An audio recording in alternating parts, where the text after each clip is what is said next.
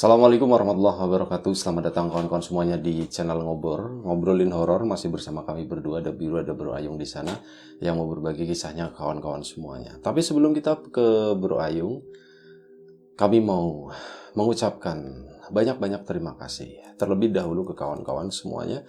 Terima kasih atas support dan dukungannya. Termasuk kawan-kawan yang udah ngasih super thanks ke Ngobrol Horor. Terima kasih banyak semuanya. Baik, langsung aja. Monggo Bro Ayung, waktu dan tempat dipersilahkan. Monggo.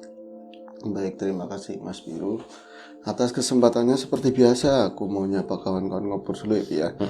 Assalamualaikum warahmatullahi wabarakatuh. Waalaikumsalam. Bismillahirrahmanirrahim. Apa kabar kawan-kawan ngobrol semua? Semoga semua dalam keadaan baik, sehat dan selalu bahagia kapanpun dan dimanapun saatnya. Amin. Ada kami berdua, ada Mas Biru tentunya seperti biasa di sana. Kita akan ngobrolin yang horor-horor di ngobrol ya. Betul. Selamat datang untuk kawan-kawan yang baru mampir di channel ini. Inilah kami ngopor. Kami biasanya bawain cerita-cerita horor. Ada cerita apa hari ini, Bro Ayung? Iya, ada sebuah cerita ini dari Mas Sunarto, Sunarto. Mas Sunarto atau Mas Sunar begitu ya. Nama asli, katanya nama asli. Ya, kejadiannya sebuah cerita horor, Mas. Saya bilang begitu menakutkan, tapi saya nggak ngalamin, yang ngalamin istri gitu. Jadi kejadiannya tahun 2018-an ya, 2018 Baru kemarin. 2018 akhir, tepatnya udah Desember mendekati, pokoknya pertengahan mau tahun baru lah waktu itu. Mau tahun baru Desember, berarti ya hampir tahun baru ya, Bi. Nah, saat itu kami pindah rumah, membeli sebuah rumah di daerah perbatasan antara itu Brebes Cirebon.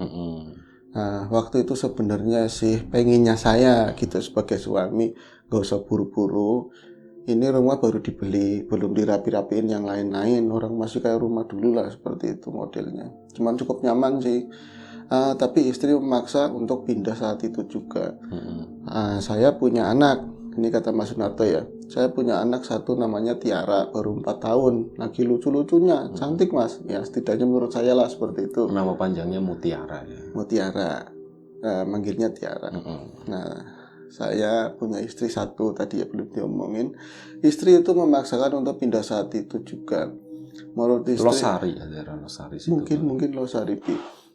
Jadi saya itu tukang pakaian, Mas, tukang dagang pakaian kecil-kecilan. Jadi kalau di sana kan dekat sama Tegal Gubuk ya. Ya, Tegal Gubuk Cirebon. Ya, dekat sama Tegal Gubuk. Saya cuman punya gerai beberapa katanya kecil-kecilan beberapa di daerah Slawi, mungkin di Ruko Slawi sana. Aku nggak nanya sih ya, sama di Purwokerto. Jadi kalau biasanya ya saya sering tak tinggal istri, kadang 2 hari sana ke Purwokerto atau ke Slawi. Terus kalau istri tempatnya itu mertua di Tegal justru, Bi. Kayak gitu ya. Tapi istri memaksakan untuk pindah saat itu juga di Desember tadi karena emang udah jengah, udah nggak kuat banget katanya. Ya bukan apa. Kalau saya nggak terlalu merhatiin dan nggak begitu kelihatan di depan saya, wong namanya saya mantu ya, perlakuan keluarga, kakak adiknya istri begitu ya. Tapi ya istri satu dia yang megang keuangan. Nah, keduanya kan dia selalu di rumah dan ngelihat sepak terjangnya keluarga gitu, katanya selalu dirongrong sama orang tua sama adik-adiknya khususnya masalah ini keuangan. Jadi udah nggak betah, Mas. Nah, kami akhirnya sepakat, udah diomongin pindah ke Losari, taruhlah seperti itu ya.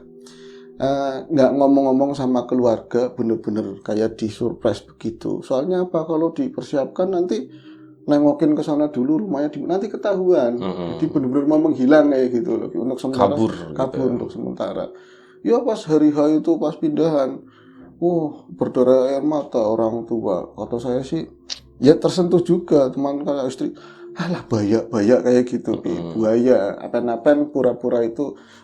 Masa kayak gini sih ninggalin Uti kan lagi sayang banget sama Tiara kayak gitu. Pokoknya mas jalanlah kami ke tadi ya ke Losari sana. Losari mungkin. Rumah itu saya beli murah sekali, terhitung murah sekali, tapi dia nggak menyebut angka. Beliau ini dari teman bisnis saya lah pokoknya di situ. Rumah udah jadi berarti ya? Udah jadi rumah lama, tapi masih kokoh. Terus bangunannya gede, itu adem karena di sekelilingnya itu masih banyak pepohonan dan tetangga juga nggak terlalu repot begitu ya. Terus hawanya juga sejuk. Saya pikir kan kalau dulu Cepat Gamang mau beli di sana orang Pantura deketnya ya panas kayak ternyata beda kayak di jalanan Pantura itu kan itu panas banget. Itu saya ke sana. Awal hari kepindahan seperti biasa anak-anak mungkin butuh adaptasi, rewel kayak gitu, terus nyariin sepupu-sepupunya gitu di teman mainnya gitu ya. Teman mainnya, tapi ya beruntung sekarang kan udah ada HP, lagi zaman itu juga ada HP, ya mainan apa kan disetelin lagu, nonton TV, terus mulai dikenalin tetangga sekitar kayak gitu.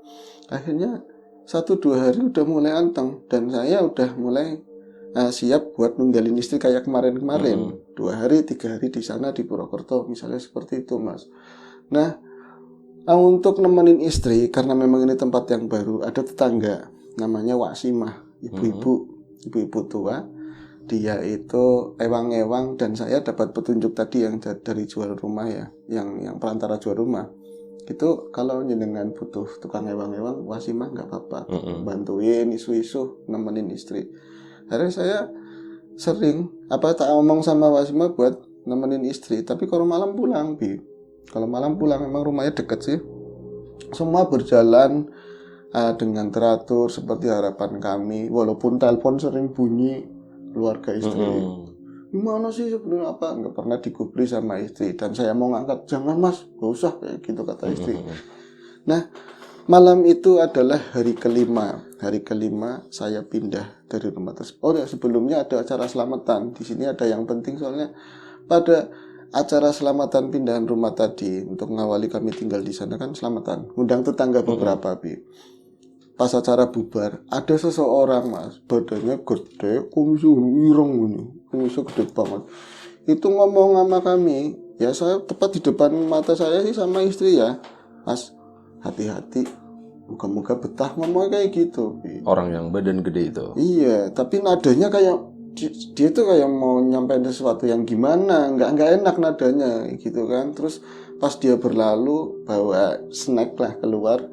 Itu ada Pak RT nyamperin, dia agak keluar terakhiran, Mas Narto nggak usah digubris, dia itu Mang Sanep, dia itu Mang Sanep, ceritanya Madan Mbah, ceritanya agak Mbah kayak gitu. Oh nggak usah digubris, nggak usah diladenin, gitu.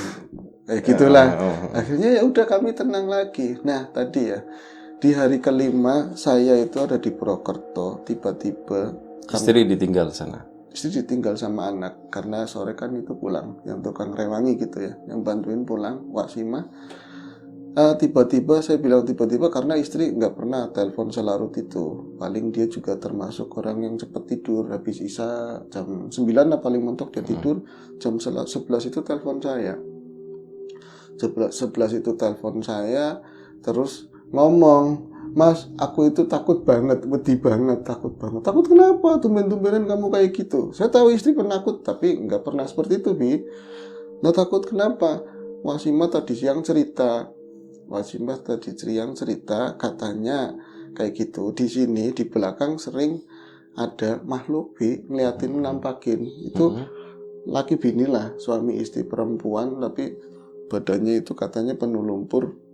Banyak luka-luka kayak gitu ya, banyak luka-luka entah sayatan entah sabetan kayak gitu. Dan dulu-dulunya rumah ini banyak yang ngontrak tapi nggak ada yang betah. Gregetan satunya saya prihatin ya, sama istri kan saya baru dengar memang, tapi kan ngapain kayak gitu diceritain loh sama orang yang bantuin, tinggal kerja aja. Gregetan akhirnya ya wis nanti gini aja, kamu tenang aja, itu kan masa lalu dan itu belum tentu benar kayak gitu kan. Saya ngomong seperti nenangin istri, akhirnya berhasil. Ya wis mas, aku tak tidur, aku kunci semua ya nggak apa-apa, yang penting besok saya pagi-pagi subuh pulang kayak gitu. Saya pagi pulang, bener-bener pulang dari Purwokerto sana kan kalau sampai Tegal aja cukup jauh 2,5 jam 3 jam. Naik helikopter cepat. Iya, apalagi jet tempur ya ke sana. Kemudian singkat cerita itu kan agak cukup siangan, mau jam 11 atau jam berapa gitu ya. Aku juga nggak terlalu maju kendaraan cepat. Pas masuk kampung tadi yang rumah baru saya, terus satu pengkolan. Sorry, subuh itu dari sana maksudnya? Dari sana, dari subuh. Kupikir subuh itu udah nyampe situ. Belum, siangan dikit. Nah itu mau satu pengkolan menuju rumah, itu kan jalan aspal tapi udah pating poak, bolongannya itu banyak. Jadi mobil saya nggak bisa tak pacu cepet, apalagi di kampung orang baru pula ya. Bukan off-road sih mobilnya. Bukan. Dia itu Tamiya. Tamiya. Iya. Jadi iya lo 4WD enak aja ya, Bi. Tapi nggak sopan, Bi. Orang baru. Pas dari kejauhan, itu dekat rumah saya, mungkin 200 meter lagi. Itu ada sosok tadi, Mang Sanep. Mang Sanep dia itu pakai celana kompang gitu ya, koyong gogoh, mentang-mentang udut tengah jalan, Bi. Ini ngadang, nggak mungkin dia kalau nggak ngadang. Saya deg-deg. Aduh, Mang Sanep, Mbah katanya Mbah kemarin ngomong kayak ada yang mau disampaikan nggak enak. Saya makin deg-deg. Yang kumisnya panjang tadi. Kumisnya gerak-gerak nangin, Ki. Ini lebihnya seperti itu kan. Terus makin dekat. Itu si Mas Sunarto bawa cukuran gitu digini-gini takut ntar. Aturan dia ya, Bi. Kita lebihkan seperti itu. Pas udah makin dekat, saya makin deg-deg. Kok nggak ngeles? Ini emang ngadang saya. Ini memang jelas-jelas ngadang. Akhir 1 meter mungkin lah di depan moncong mobil saya. Itu loh saya berhenti, tek. Dia itu tanpa dikomandoin langsung ke arah sampingnya. Nanya. Nomornya pira? Mas melu mas gitu. Enggak. Terus saya itu refleks mas di ini samping jok saya ada rokok Surya 16 iklan muka-muka ngerti ya orang yang dibicarain tadi Surya 16 langsung saya rokok matahari gitu aja. Iya Surya matahari rokok matahari langsung saya ambil kaca saya turunkan langsung saya selonongi gitu loh. Malu setengah mati saya mas. Ada mas saya kayak gitu. Saya nggak butuh saya ada tanya kayak gitu saya malu ada mas saya gitu. Orang dibilangin mau pinjam cukuran. Iya sih mau pinjam cukuran Mas Sunarto aja ya ini ya nggak ngerti. Saya kan bingung satu malu pucat ya saya juga takut sama dia badannya kayak gitu marah juga kayaknya enggak tapi cool gimana sih Bi cool kumisnya gini-gini gerak-gerak kan terus ditawarin rokok nggak mau saya ya Allah malu banget saya berprasangka gitu kan tak tahu dia mau minta jatah preman atau apa mas tolong mas nanti ini kata-kata yang bikin saya tambah deg-deg yang di tengah jangan ditutup bolongannya yang di tengah jangan ditutup bolongannya tapi bahasa sana gitu maksudnya apa mas Mang Sanep maksudnya apa cool banget langsung jalan lagi ke sana ke kebun lah aku mau ngejar juga dia kelihatan banget nggak mau dibuntutin dan saya nggak berani bikin masalah kayak itu. Saya itu si Mas Sunarto, Mas Sanep dompetnya tiba gitu, nanti pasti balik lagi ya. Nengok. Mang, itu dompetnya siapa ya gitu, maksudnya itu jatuh ya, mesti balik lagi. Saya akhirnya tak pacu kendaraan semakin lambat karena deg-deg maksudnya apa Mang Sanep ngomong kayak gitu. Sampai ke pelataran rumah, pelatarannya agak lebar, bisa masuk lah mobil mungkin 2-3 agak lebar. Terus saya itu langsung buka pintu, turun yang buka pintu, terus masuk ke teras. Tapi baru lampu masih nyala di jam segini gitu kan. Jam 11 Jam 11 yang masih nyala. Loh, lampu masih nyala, jendela kan modelnya yang di depan-depan itu masih nutup semuanya. Loh istri, akhirnya kan aku langsung ngampirin ke pintu, ngetok-ngetok, Assalamualaikum. Dek, kok masih nyala lampunya dek kayak gitu? Nggak ada yang nyaut sama sekali. Itu Wasimah. Dari samping dia tahu-tahu Mbak Bedudu ada gitu loh. Mas, niku mas tadi saya pagi ke sini, ketok-ketok nggak dibuka. Terus tadi 2 kali saya ke sini nggak dibuka juga. Waduh, saya makin panik ya, khawatir ini masih nyala lampunya. Saya telepon, akhirnya saya telepon istri. Lama banget nggak diangkat, sembari saya ketok-ketok. Wasimah aja muter ke sini, terus muter ke ruang samping kayak gitu, tetap aja nggak disaut. Pas nyaut, iya mas, suaranya kita sengaja tak close speak biar ini kedengeran kan Wasimah. Iya mas, sebentar. Loh, suaranya kayak orang kelelahan. Baru bangun. Kayak baru bangun kayak gitu, Lama tak tungguin bisa di sini dok. Wasimah juga ngerti apa yang saya rasain mungkin ya. Itu dari dalam kelihatan langkahnya itu pelan letak makin ke arah mereka kan. Pas dibuka pintu langsung ambruk. Istilahnya langsung ambruk. Nah, dari situ kedengaran di dalam sana itu si Tiara lagi nangis, kan. Waduh, Dek, kamu kenapa, Dek? Kamu kenapa? Itu langsung, Mas, go mancing, bawa masuk. Langsung dinyokangi ini apa segala macam. Saya langsung ke dapur ambil air, tak tenangin, katanya, Wasima, apa mau dibawa ke dokter atau gimana ini ya bagusnya? Kayaknya tahu apa-apa itu. Kasih minum.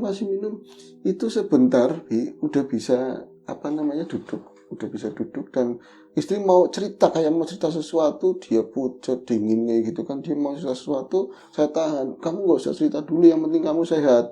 Saya ambil Tiara kan, dia nangis bisa tak tenangin, tapi istri maksa buat cerita. Jadi malam tadi setelah telepon kan jam 11 ya, malam tadi setelah telepon, si istri, sebut saja namanya Ani ya, Ani mau tidur, Tiara juga tumben banget jam 11 belum tidur, rewel kayak gitu kan. Tapi sebelum tidur ngomong, aku mau pipis kayak gitu. Mau pipis, ya pipis, bocah segitu kan udah ngerti jijik nggak mau pipis di situ. Nah, ini ke belakang, tak anterin Mas ke belakang. Ini menurut istri ya, tak anterin ke belakang. Nah, kamar mandinya itu pas di ruang tadi yang terbuka, terus baru dapur ya, kayak sompangan lah mungkin modelnya seperti itu. Dan nganterin pipis di kamar mandi, ditungguin, dicepokin segala macam, balik lagi ke kamar. Namun baru mau rebahan, baru keinget, aduh lawangnya udah ditutup, baru ditutup separuh. Akhirnya kan balik lagi setelah si bocah benar-benar tidur. Aku mau ngunci pintu Mas, ke belakang. Pas mau ngunci pintu, dekatin, udah megang daun pintu, mau tak grep, tak selot begitu ya, ada suara rintihan dari arah sompangan itu, yang ruang terbuka itu, mungkin di depannya WC lah arah situ. Itu kan lampunya juga belum sempat diganti, masih redup gitu ya. Saya itu di situ ada suara rintihan, ya Allah, langsung merinding banget, takut banget pokoknya saya. Tapi penasaran, yang rintih siapa? Tinggalnya kita cuman berdua di situ, itu juga nggak di sini. Saya buka pintunya semua begini, tiba-tiba ada, saya pikir sih kayak soang atau apa, tapi warnanya hitam, pokoknya sesuatu yang terbang, kelelawar atau apa, ke arah saya, begitu aja, ke arah si tadi Ani ya. Dibilang nabrak ya, saya nggak kerasa sakit. Kalau misalnya los, ini kayak pas badan, soalnya separuh sih, tangkap begini.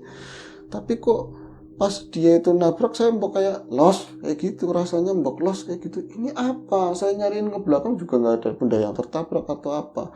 Pas saya habis kaget kayak gitu menutup pintu, tahu-tahu matanya si Ani itu menemukan dua sosok di depan tadi, kamar mandi, di depan kamar mandi. Ya Allah Mas, dua orang benar-benar itu di bawah lampu yang kecil itu, cuman nggak begitu jelas. Yang jelas laki-laki sama perempuan, lumpuran kabeh, berlumpur dan bau lumpur banget, kayak comberan dipukul-pukul gitu loh. Terus tapi dari sela-sela itunya kelihatan kayak belah-belah kayak gitu, ada darahnya, mukanya juga kayak gitu.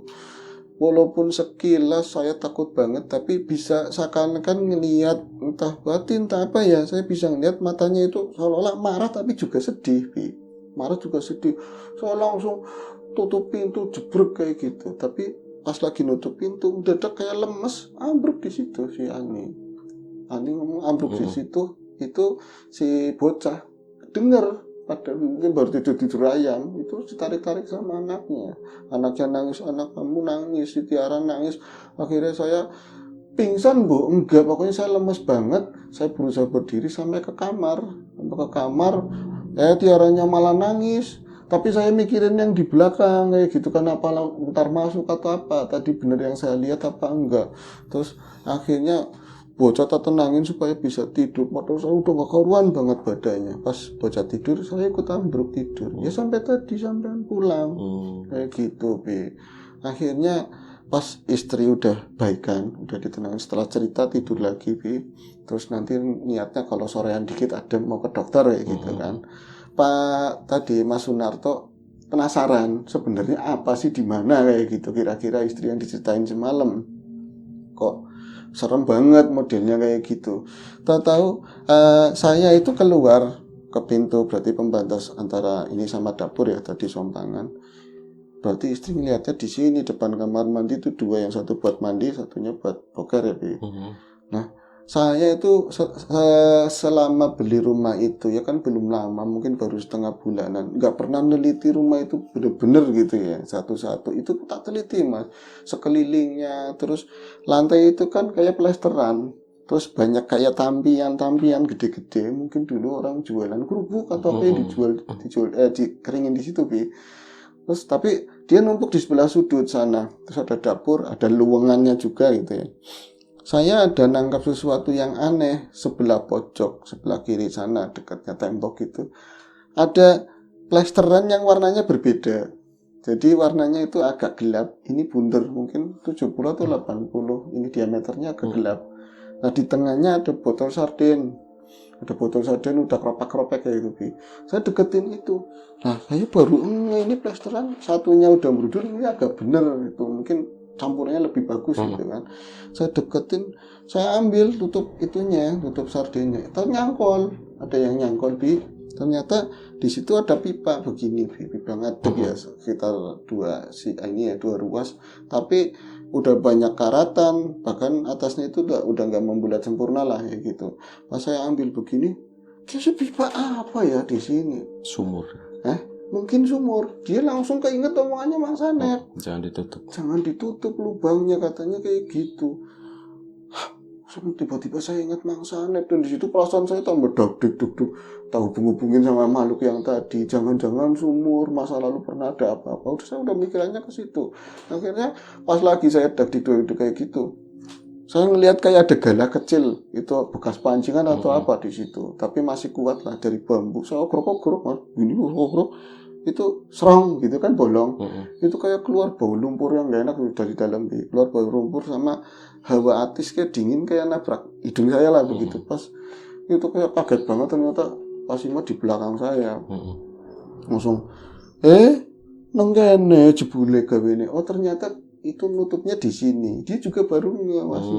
Wah, sebenarnya ini apa sih, Wak? Oh, nggak apa-apa, kayak nutup-nutupin. Kayak nutup-nutupin, akhirnya aduh, saya nggak dapat jawaban apapun. Wis siang saya nganterin istri ke dokter, pulangnya ketemu gitu. Wah. Sanep. Kang Sanep itu ngeliatin saya tapi nggak dada, nggak mas, nggak apa, sombong banget di pinggir jalan. Dia itu nyantai cuma ngeliatin seolah-olah kayak emang mbah atau apa, kok ngerti, kok ngasih clue seperti itu. Akhirnya saya buru-buru nganterin istri, ngasih disuapin bubur, ngasih obat. Saya langsung ke tempatnya tadi, Kang Sanep. Langsung ke tempatnya Kang Sanep, terus ngobrol sedikit ngobrol di sana. Wis ketemu, katanya begitu, udah ketemu. Iya Kang, ada lubang. Sumur dulunya. Dulunya sumur. Maksudnya gimana? Dulu rumah itu banyak yang ngontrak, tapi nggak ada yang kuat lama. Sering diliatin sosok tadi ya. Lumpur. Iya, orang-orang yang tadi suami istri tapi berlumpur-lumpur kayak gitu. Terus ada luka-lukanya. Orang tua saya dulu pernah beli rumah itu. Orang tuanya Mas Sanep. Cuman karena kadang-kadang bapak sih yang sering gitu. Saya masih kecil waktu, tapi sering dilihatin bapak itu makhluk yang kayak tadi. Sampean ngomong, istri sampean yang lihat kan? Iya, ibu saya pernah diimpiin Mas, malam-malam. Ibu saya di sana-sananya, dia di kerumunan orang, kayak ada orang laki-laki perempuan itu lagi disiksa di tengah. Katanya nyuri apa di perkebunan di situ, terus setelah meninggal dicemplungin di situ. Tapi ya Allah alam, Mas Kota ngimpi katanya. Tapi setelah itu karena nggak enak, nah yang jualan kerupuk ibu saya katanya. Akhirnya rumah itu dijual lagi. Banyak yang ngontak, tapi jualan sama siapa saya nggak ikut campur lah. Yang jelas saya kalau ada orang baru saya ingetin itu jangan sampai ditutup. Ada tutupnya Mas, botol sarden sama ini apa kaleng sarden sama lumpurnya ada.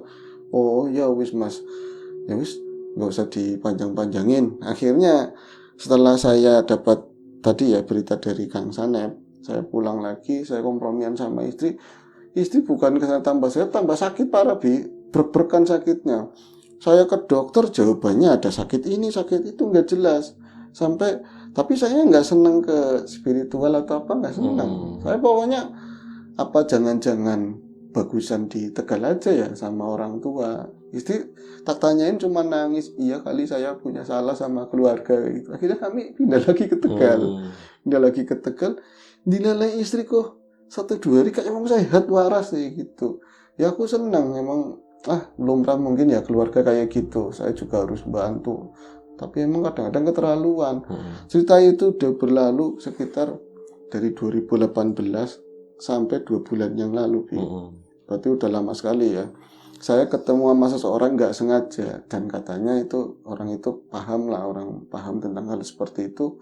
Saya iseng-iseng cerita itu dulu itu tak tanyain sama orang yang ngerti tadi, orang pinter tadi. Oh mas, kalau masa lalu pernah terjadi kayak gitu ya lumrah. Tapi kan itu tahun udah lama banget mungkin. Namanya korin kan nggak mati. Ya kayak gitu, apa yang hidupnya seperti apa ya dia bisa menampakkan yang seperti itu. Tapi ngapunten jenengan jangan marah ya digituin. Kalau yang masalah istri jenengan itu bukan dari situ mas.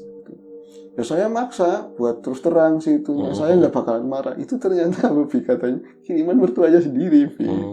Biar sakit, biar balik lagi ke rumah. Biar gak betah, gitu aja sih, selesai. Tapi ya nggak usah diomongin ke istri itu. Kita omongin ke mertuanya. Ke mertuanya, ke orang tuanya istri. Oke, baik, terima kasih Bro Ayung. Di mana Losari tadi ya? Iya mungkin di situ. Losari sekarang balik lagi ke sini jadi tetangganya Bro Ayung. Oke, terima kasih. Agak juga sih. Kawan-kawan di rumah juga terima kasih banyak. Semoga terhibur dengan cerita ini. Itulah tadi ya, namanya fenomena tuh ada-ada aja. Yang penting kita bisa jaga diri lah. Ngomong apa sih bingung. Oke, udah segitu aja. Terima kasih. Doa terbaik dari kami untuk kawan-kawan semuanya. Sampai jumpa di episode selanjutnya ngobrol horor pastinya sama Bro Ayung, sama Biru juga. Sampai jumpa. Assalamualaikum warahmatullahi wabarakatuh.